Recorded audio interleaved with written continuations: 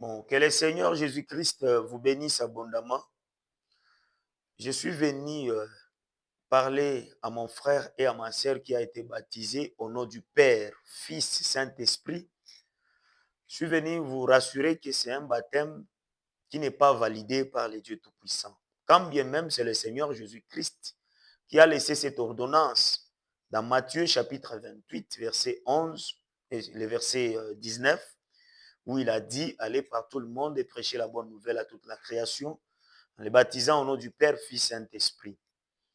Jésus, quand tu parlais dans la Bible, à deux fois, il parlait toujours en parabole. C'est pourquoi il avait toujours euh, un langage qu'il parlait à ses disciples, disant, quand le Saint-Esprit viendra, il vous enseignera et il vous rappellera tout ce que je vous enseigne. Et nous avons compris, quand il laissait cette ordonnance, disait à ses disciples d'aller baptiser au nom du Père, Fils, Saint-Esprit, il leur avait dit de rester d'abord en Jérusalem, jusqu'à tel point qu'ils devaient recevoir le Saint-Esprit pour leur enseigner la parole. Et quand il disait cela, 10 jours après, ils ont reçu le Saint-Esprit.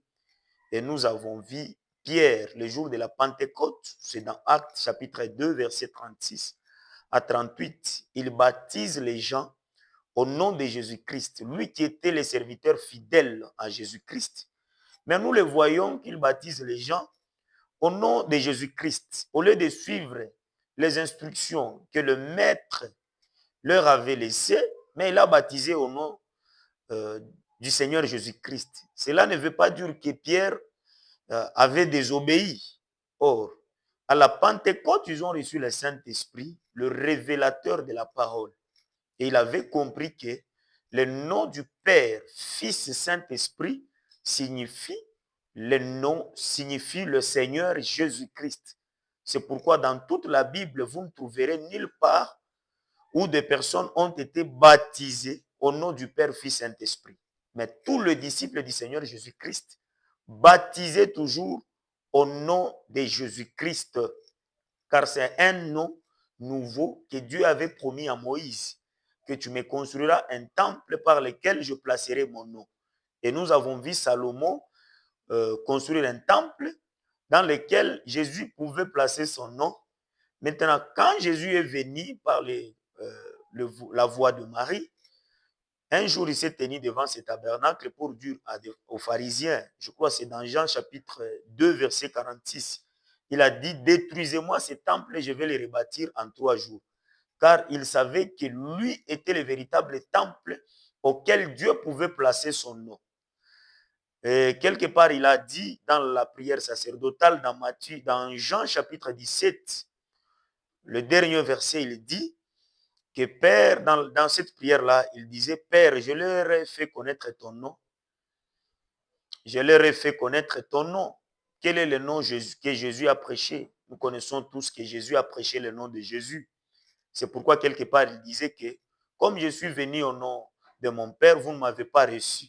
Si un autre vient en son propre nom, vous le recevez. C'est-à-dire, Jésus venait dans le nom de Dieu.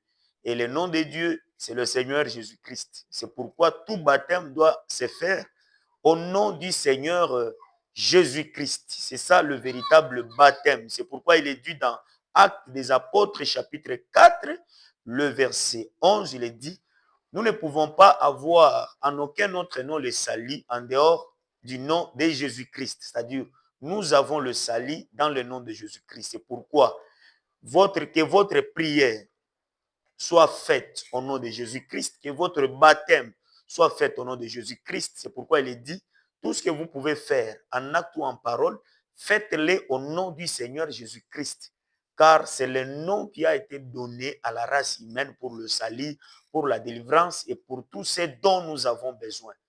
Je ne sais pas s'il y a quelqu'un qui a compris ce court message. Que le Seigneur Jésus-Christ vous bénisse. C'est de la part de votre frère Élisée Dieudonné